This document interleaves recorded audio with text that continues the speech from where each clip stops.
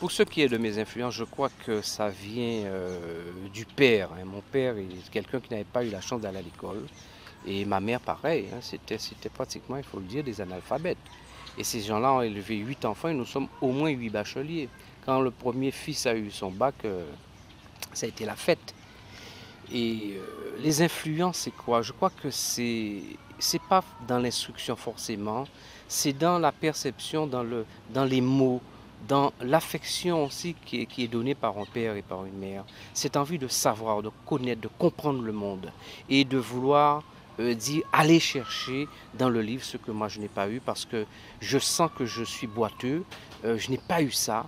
Je n'ai pas eu cette chance, mais vous, je vous donne cette chance. Et s'il y a quelque chose à connaître, s'il y a quelque chose à savoir, quelque chose à aller chercher, avant tout dans le monde, le plus beau cadeau qu'on peut donner à un individu, c'est d'aller ouvrir un livre et c'est de comprendre ce que l'autre a dit, communiquer avec l'autre en lisant. Et je crois que ça, les parents ont su très tôt nous inculquer ça. Et l'influence, c'est aussi les grands frères dans les livres en train de discuter. Sur les 8 enfants, il y a 7 bacs A, c'est-à-dire littéraires. Je me revois encore en train d'écouter la main sous le menton, les grands frères. On commençait à manger à midi et demi et on dînait encore, on était encore à table parce que les grands frères discutaient, parlaient de Pascal, parlaient de Baudelaire, parlaient de Voltaire. Et je crois que c'est cette dynamique intellectuelle, c'est cette dynamique de la lecture et de l'échange, de la discussion qui fait que on aiguise quelque part son regard face à beaucoup de choses, par rapport à la vie, à la mort, et on veut aller chercher plus loin. Bon, après ça, quand on commence à rentrer dans la compréhension des choses, il y a les profs. J'ai cité Camille Rousseau, qui est donc Louis Porto, qui a écrit très tôt et qui a été professeur de français. C'est quelqu'un d'extrêmement profond et de dense. C'est quelqu'un qui savait lire un texte, qui savait donner vie, qui avait le pouvoir de faire renaître, de ressusciter Baudelaire en lisant Baudelaire. Et quel que soit l'individu qui a la chance de rencontrer ce qu'on appelle un prof de français, ou quelqu'un qui sait parler littérature, je crois que c'est de là que ça vient. Quand on n'a pas rencontré ça de sa vie, on a difficilement le déclic soi-même. Mais cette beauté, là, c'est souvent quelqu'un qui ose vous transmettre ça. Et nous avons des gens comme M. Rousseau. Nous avons aussi la chance d'avoir Guy Tyrolien à Marie-Galante qui, malheureusement, on ne met pas, on n'associe pas le nom de Guy Tyrolien dans le trio de la négritude, ce qui est pour moi une faute littéraire, une faute intellectuelle, parce que quand on lit les poèmes, quand on lit Baldor, on est tout de suite dans un style qui est lié et qui défend, qui est je dirais, dans la traduction complète de Césaire, de Damas. Et là, je crois qu'il y a vraiment une injustice à réparer. Donc c'est Guy Tyrolien, mais c'est aussi Max Ripon, qui est aussi un écrivain, un poète marie-galantais, qui œuvre beaucoup pour la langue créole. Et puis c'est tous les amis, c'est tous les gens à côté qui, sans pour cela écrire, mais qui ont souvent, tout simplement dans la discussion, une envie d'aller plus loin, une envie de partager sur une discussion intéressante ou sur l'échange de bouquins. Après ça, bien sûr, c'est le collège, c'est le lycée, c'est l'aventure de la philosophie. Et je crois que mon éclatement, vraiment, l'éclosion de moi-même, c'est la philosophie en classe de terminale.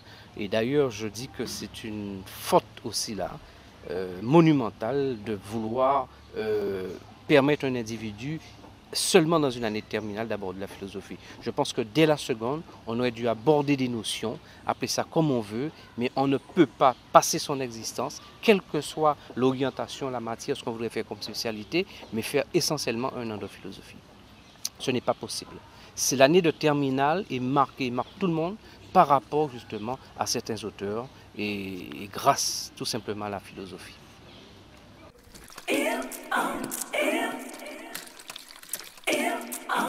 Parler de quartier à Marie-Galante, c'est être à l'aise parce que quand on vit dans un petit pays, sur une île, sur un bout de caillou, on est obligé de le saucissonner pour se faire croire qu'il est plus grand dans sa propre tête.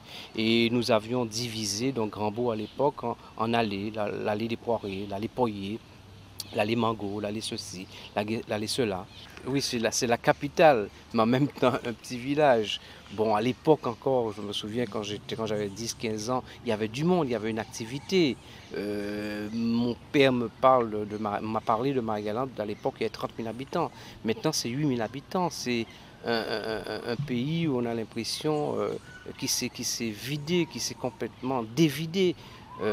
Malheureusement, il ne faut pas oublier que c'est quand même le pays de Rousseau-Camille, donc Louis Porto, qui est un écrivain qui a écrit en 1946, pratiquement au même moment qu'Aimé Césaire. Nous avons aussi Guy Tyrolien et d'autres. Donc, un petit pays, une petite commune, un quartier réduit en allée tout simplement, mais avec des personnages extrêmement important. Moi, je suis né à la rue du Presbytère parce que mes parents ont vécu là. Et ça veut dire ce que ça veut dire. C'est-à-dire, au bout de la rue, il y avait donc le presbytère.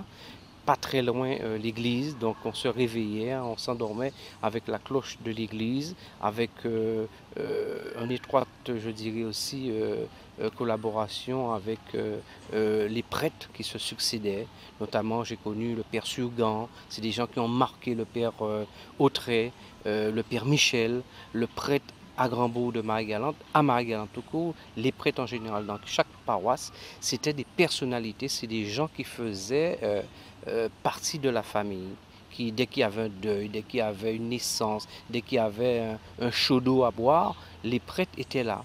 Et je me revois encore en train d'enlever des cousins sur la soutane du père Surgan. Quand il s'asseyait comme ça, il était alsacien, avec son accent et tout, nous étions tous émerveillés par cet individu. Et puis le côté clergé aussi, il fallait être clergé, il fallait passer par ça, le catéchisme, il fallait pour être un bon garçon et être un enfant de bonne famille, de bonne tenue et de bonne réputation, il fallait passer par là.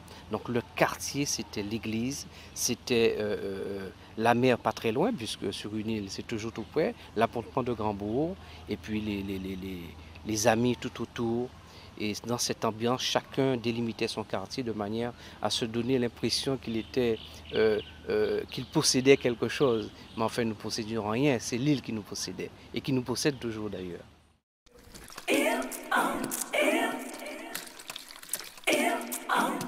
La question donc de l'enfance, c'est vrai que ça me rappelle une phrase de Saint John Perse. Sinon l'enfance, qu'y avait-il alors qu'il n'y a plus? Je crois que c'est une étape très importante dans la vie d'un individu. L'enfance marie-galantaise, c'est une enfance calme. C'est une enfance tout simplement de la rue d'en face. C'est une enfance avec les copains, les voisins, avec des jeux d'enfants d'une certaine époque, hein, c'est-à-dire des années 60. Il n'y avait pas bien sûr d'internet, il n'y avait pas bien sûr de tout ce qui était sophistiqué, il fallait inventer. Mais je crois que ce qui était intéressant, c'est surtout les relations.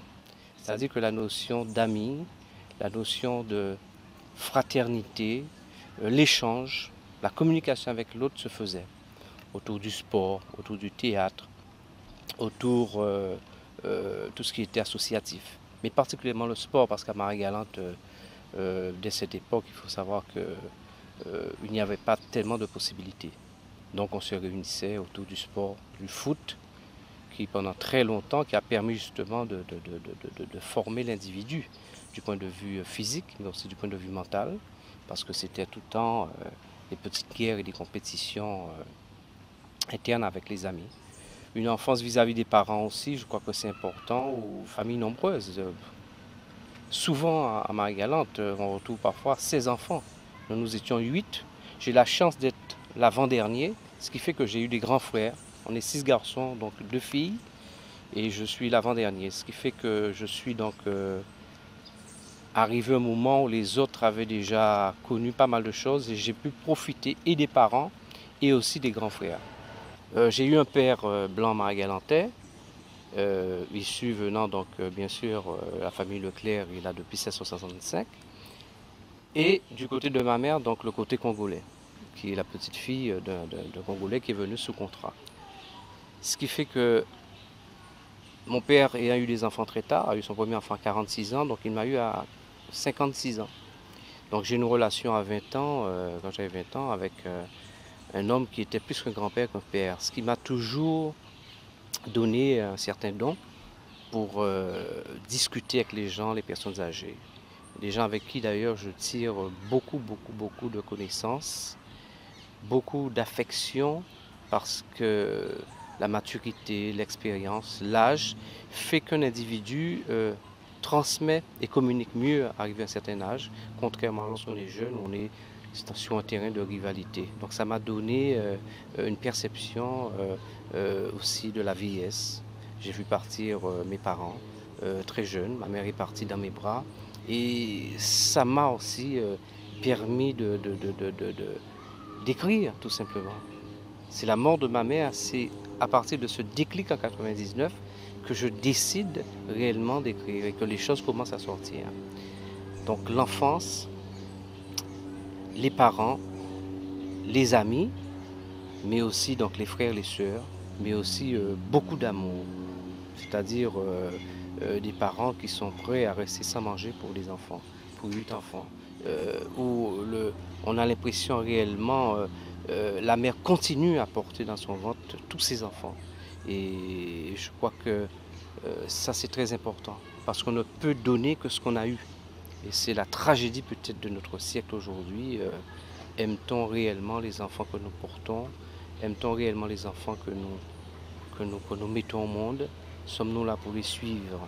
Et sommes-nous des adultes de demain conscients que nous sommes en train de créer des univers, des individus, des êtres qui demeurent ont des responsabilités et qui dans leur devenir doivent absolument avoir de l'amour au départ.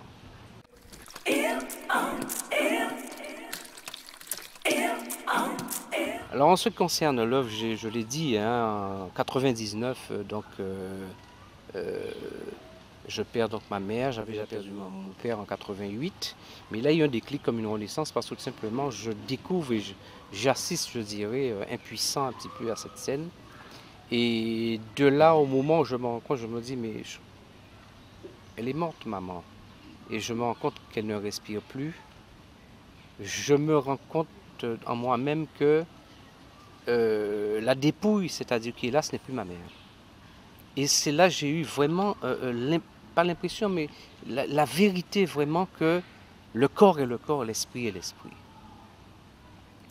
Et pour moi, cette mort physique, puisqu'elle est effective, n'était que physique. Et ce corps, à la rigueur, pour moi, n'avait plus d'importance. C'était comme si c'était une enveloppe ou un vêtement. Elle ne représentait plus rien comme ça, parce que j'avais presque vu sortir en elle, je dirais, son souffle de vie et partir ailleurs, ou je ne sais pas. Mais en tout cas, je sais que dans cette mort, il y a eu une mort physique, charnelle, mais il y a quelque chose d'autre qui, au moment où elle est partie, qui s'est extirpé de ça et qui m'a rendu, qui m'a réconcilié avec le monde et avec les hommes. La mort et la perte donc, de ma mère transmet en moi une forme de renaissance. Et je me dis que quelque part, la mort nous enveloppe tous un jour. Et quelle est ma conquête?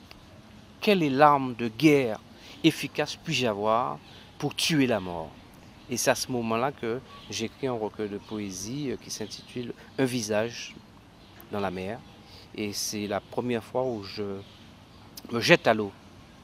Et j'essaie de rejoindre depuis l'autre rive, de l'autre côté, sans pour cela laisser trop de plumes. Et ma foi, quelque chose d'autre s'était mis en lumière, s'était mis en flamme chez moi.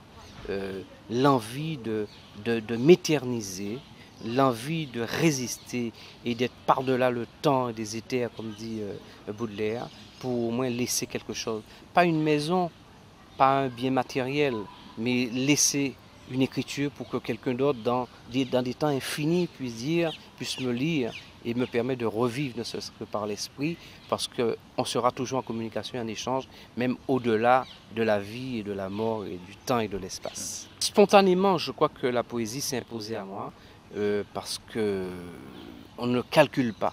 On ne peut pas badiner et dire je vais écrire comme ci ou comme ça, ou je vais faire ceci ou cela. Donc ce qui fait que le premier geste qui sort en moi, c'est cet élan poétique, cette envie, cette écriture spontanée. Et il savait que malheureusement, dans le contexte de la littérature, de l'écriture aujourd'hui, les gens ont du mal à saisir et à comprendre la poésie.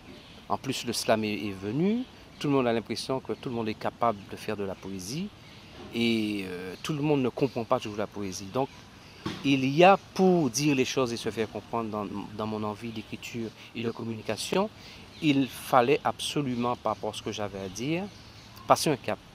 Et ma foi, je n'ai pas eu trop de mal. Le jour où j'ai écrit Un visage dans la mer, j'avais des choses à dire poétiquement, j'ai eu à le dire, je l'ai fait. J'ai eu un deuxième recueil de poésie, Noces divines, qui traduit un petit peu cette continuité, ce deuil par rapport aux parents décédés. Et mon premier roman, donc Le Château des Murat, est basé, je dirais, sur les sciences humaines, sur la psychologie qui m'entoure et qui m'anime dans tout. Cette envie d'écrire sur le phénomène de l'inceste en Guadeloupe, parce que j'ai eu dans ma jeunesse à discuter, à parler, à fréquenter une fille qui avait été abusée par son père. Et j'avais promis à cette personne donc d'écrire, de dénoncer ça. Alors ma façon de le faire, c'est pas journalistique, c'était tout simplement en écrivant un roman où une jeune fille subit ce choc de sa vie, arrive à transcender, à dénoncer le père dans le roman de manière à survivre d'elle-même. C'est ce roman qui s'intitule Le Château des Murat. Ça se passe non loin sur l'habitation de Château de Murat dans les années 60. Pourquoi le Château des Murat? Parce que tout simplement j'ai créé une espèce d'allégorie en contrefond entre ce viol par le père, cet inceste, et en même temps l'esclavage. Je me suis dit mais ça doit être un peu pareil. Donc le Château des Murat ou le viol des Murat qui rappelle l'inceste d'aujourd'hui dans le même malheur. J'ai voulu un petit peu comparer ça en toile de fond pour créer un pont-levis entre les deux et pour donner un petit peu plus de texte et de contexte au roman. Alors le dernier roman qui est tout frais, c'est donc La Mare aux Ponches, hein, légende, tragédie, histoire ou fausse histoire. Les nonnes pleuraient, les seins coupés et les prêtres sans soutane dansaient la bamboula. Hein, à l'abolition de l'esclavage. Comme on dit, ça s'est mal passé, probablement il y a eu certaines révoltes. Et en partant de ça, les Marie-Galantais sont des sataniques depuis 1848. Eh bien, j'ai voulu tout simplement réhabiliter cet espace de la Mare aux Ponches, en faire un lieu de résistance, mais aussi un lieu tout simplement aujourd'hui d'ouverture, parce que l'histoire est l'histoire. Nous pouvons en discuter, en parler avec n'importe qui sans haine, en reconnaissant ce qui s'est passé, en ouvrant un pont sur l'avenir, en disant encore une fois à tout le monde, il s'est certes passé ceci ou cela, mais nous sommes aujourd'hui un pays ouvert encore une fois, où nous voulons avancer avec d'autres, où intellectuellement nous tenons à transmettre ce que nous savons, mais nous sommes prêts aussi à prendre aussi ce qu'il y a de bon, ce qui est amené par l'autre. Donc la Mare aux Ponches, Alonso, héros de son époque, mais la Mare aux Ponches d'aujourd'hui, est une Mare aux Ponches, je dirais, qui tend la main. C'est une Mare aux Ponches qui aujourd'hui, qui a envie de dire, ensemble, nous avons mal commencé l'histoire du monde, mais nous pouvons aujourd'hui, ensemble, rectifier un certain passé et positionner l'homme, l'humanité. Aujourd'hui, c'est ce qui compte. Peut-être pas la mondialisation capitaliste comme on veut nous vendre, mais tout simplement il faut revenir à l'homme. Il faut remettre l'homme au centre du débat et faire en sorte que la sociologie triomphe au-delà de l'économie. C'est ça la grande sagesse de l'homme aujourd'hui, c'est l'humanité. Il faut revenir à cette valeur philosophique, à cette valeur qui permet justement à faire la différence entre le primaire, le primate, l'animalité. Nous avons la responsabilité de transmettre un monde qui soit de plus en plus fraternel. Moi, c'est ce que j'ai à transmettre aux jeunes. Ne soyez pas dans un fonctionnement grégaire et agressif à outrance. Il faut aujourd'hui, dans cette ronde finale, dans cette ronde mondiale, il faut laisser personne sur le côté. Chaque matin qu'on se réveille, on doit s'efforcer de tendre la main à un être humain. C'est comme ça que nous allons résister et c'est comme ça que nous allons avancer, c'est comme ça que nous serons plus forts. Et aussi ce vœu qu'on en sorte un petit peu de la créolité et qu'on passe peut-être à cette caribénitude, qui est un vœu sur la création de de nouveau projet littéraire, pour qu'on soit aussi au niveau de la Caraïbe plus soudés, qu'on se reconnaisse dans l'optique, dans une dimension géographique, historique, mais aussi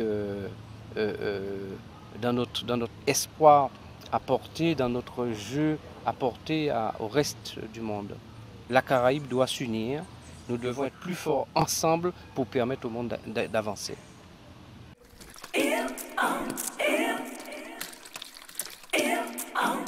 Oui, l'insularité, bon, un grand mot, hein, bon, on l'a beaucoup utilisé, beaucoup comme un porte-drapeau.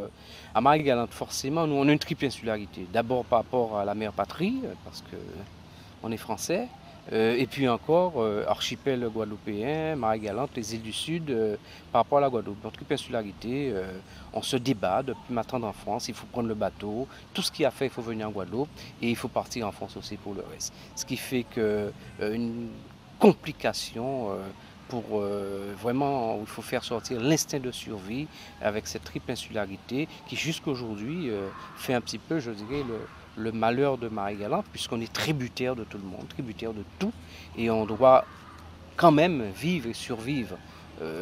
Donc évidemment, ça nous donne un cri, ça nous permet de nous transcender, mais le pays est difficile.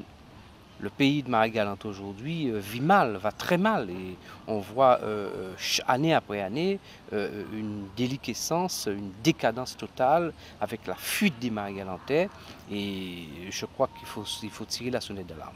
Il faut un homme, il faut un grand monsieur, il faut une équipe, il faut aussi un gros projet pour Marie-Galante, pour que Marie-Galante résiste à tout cela, pour que les gens viennent à Marie-Galante, parce que nous avons quelque chose à donner, nous avons quelque chose à vendre, nous avons quelque chose à transmettre. Il en est, certes, mais nous pouvons aussi porter notre pierre à l'édifice monde. Et je crois que quand on est Marie-Galantais, quand on sort d'où nous sortons, nous voulons et nous espérons que cette nouvelle génération sera capable de transcender, je dirais, tous les mots de manière à dire que nous existons et de manière à amener ce que nous avons aussi apporté. L'insularité, je dirais, terrible, parce que tout simplement, aujourd'hui, on est dans une misère et il va falloir en sortir. Cette insularité, nous l'apportons géographiquement, mais dans l'esprit et dans l'âme. Marie-Galante est un pays ouvert, n'est pas du tout une île perdue dans l'Atlantique.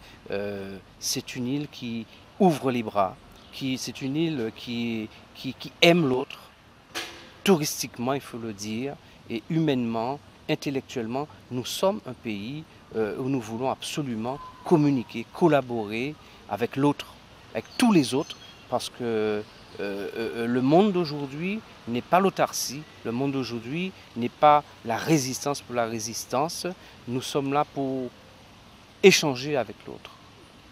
Je crois qu'on est moulé, on vient d'un pays, on vient d'un peuple, même quand c'est une petite terre, et dès l'enfance on est habité par ça. Moi, tout ce que j'écris, tout ce qui sort forcément dans le vent ou quel que soit dans l'image profonde, c'est Marie-Galante. Pour l'instant, je n'ai pas pu extirper Marie-Galante de moi-même parce que quel que soit l'endroit où je vais, Marie-Galante, je porte Marie-Galante en moi. Et tout ce que j'écris, tout ce que je dis, la résonance, le battement de cœur même est un battement de cœur marie-galantais. Je ne peux pas dissocier ça de moi. Si je le fais un jour, peut-être que je perdrai tous mes moyens. Mais pour l'instant, en tout cas, ça me permet donc de me relancer, de me repuncher, de comprendre le monde, d'accepter ce qui est accepté, de ne pas accepter ce qui est aussi mauvais, et d'avoir un regard, je dirais, plus ou moins juste sur les choses.